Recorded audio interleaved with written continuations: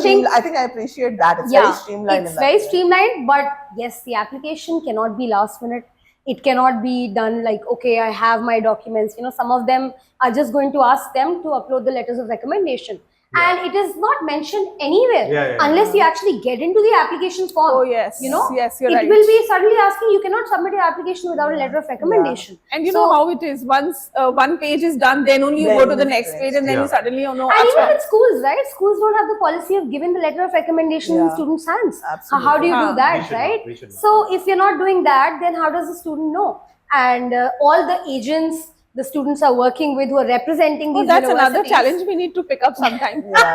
Agents. No, but see, you know, I struggle with this. Students are actually coming to me that my agent has said, I want 2 letters of recommendation without them having an idea which university they're Let's going to. get all the agents and all the students back. I mean, I have a lot of agent friends. So I would like to say they're very helpful. No, I think that's like the beauty as well as the challenge, the bane of this whole process, right? There are too many layers.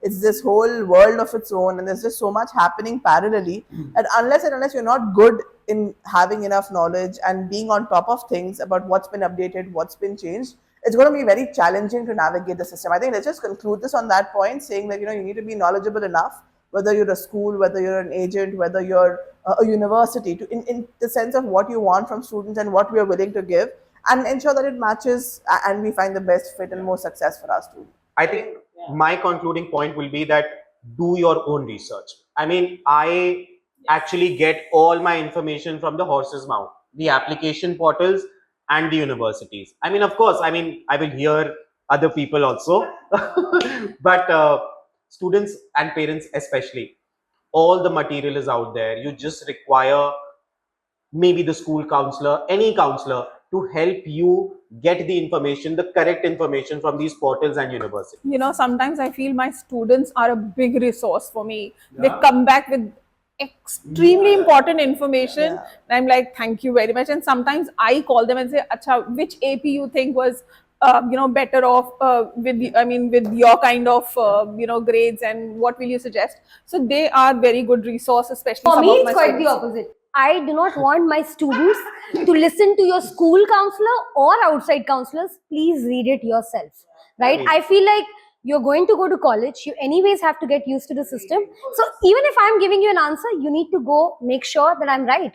You know, you have to challenge it. So whoever's coming to you with the information, uncle, aunt, external counselor, internal counselor, everybody, please read it yourself, check yourself, so that at last minute you are not struggling with it, and you know, you are not making someone else responsible for your choices. It's only the ladla bachchas I have a problem with, jinke parents sab kuch karenge or paid counselors sab kuch Does that karenge. mean I'm dealing with all ladla bachchas? I guess I am too. So All right. So our questions, as always, bring in answers that lead to further discussions, and we have to always fine tune it to the limit, time, and everything. But anyway, from our initial discussion, I think a second question would be that what we as school counselors are facing challenges with universities, whether it's representation, communication, chasing, offers, decline, acceptance, anything that, you know, universities, countries, that we always have a concern that remains as a concern after a year also goes by. True. So who wants to start? Anyone? They're my best friends. I love university representatives before I say anything. But I think there's so many challenges, and I can't even begin. Challenges. Many. Okay. Many. I mean, like, it's so many. I think when I started off my journey as a school counselor, the biggest one that I did not know about it was that they don't turn up on your school fairs. They promise that they'll come, and they do not turn up for your school fairs. So for me, that was quite a thing, because I went all out, and you know, funnily, I think it's also within the counseling community. That's when I realized that we have to, as counselors, also sort of come together and do something about it. But the level of commitment, you know, clarity, I think the number of outreach people, university representatives that have come up post-pandemic, it's high, really high. And I think the level of consistency in terms of training, understanding of their own university. I see that very differently. Like, and it's the same way for counselors also. I'll be very honest, Yeah. But then I think we have resources for counselors, but do we have enough for university representatives? See, also because about the school fairs, the thing is that we have a season of the school fairs. You know, Do we I mean, anymore? yeah. I don't think No? so. Okay, I thought so that maybe July, August before applications, we have a school Not fair. really, because like look at us. How many times have we coordinated our fairs? Never. Yeah, that's another point. I mean, we That's- tried to, but it's not possible. School calendars are so different. different. You're off and I'm having my fair. But so I was just saying that, I mean, I've seen that happening in Dubai, that they will have a very, so university representatives know there is a WhatsApp group, school fairs, Yeah. that I'm a part of still, and every university representative, every school would be there. There'll be agents there, right? And a school puts out that, okay, this day is my, maybe a week, a month before, however effective you are in your planning, and people would know that we have to go here, the next day we have to go there. So firstly, there is a system. When there is a system, there is a timeline. When there is a timeline, the resources are allocated.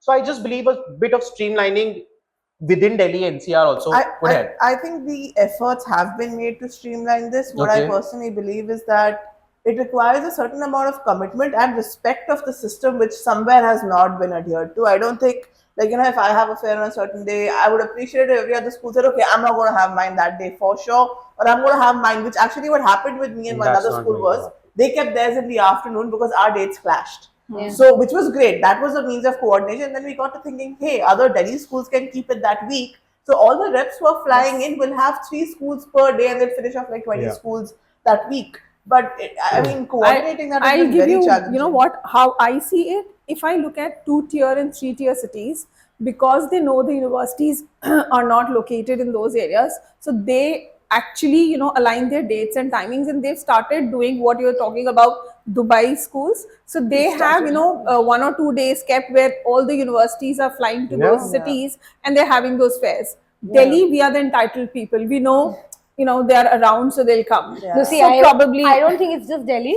I mean, Yeah. Yeah, I'll I just make a controversial statement, but I think it's not just the school counselors only, guys. Yeah. I think Yeah, it's, yeah, of course. it's Why is I mean, that? like I've tried to coordinate, and I know some fellow counselors. We've tried to talk, Yeah. but at the end of the day, their hands are also tied because there's so much in terms of their permissions. Also internally, they are not allowed to move the dates and everything. Yes. And I've seen different schools in tier 2 cities, 3 cities trying to come together, but because of different collaboration issues from their permissions management, they're not able to do that. So I think it's not just tier 1 city like Delhi or Bombay who are not able to. Even tier 2 and 3 cities have started struggling. So yeah, while it started happening, Maybe it will take some more time Yes, to it come will. there. Because we've been reaching out to like ICRs and been telling them, okay, the fair is happening on this date. They're really appreciative and supportive of the fact that we've reached out to them 6 months in advance and all of that.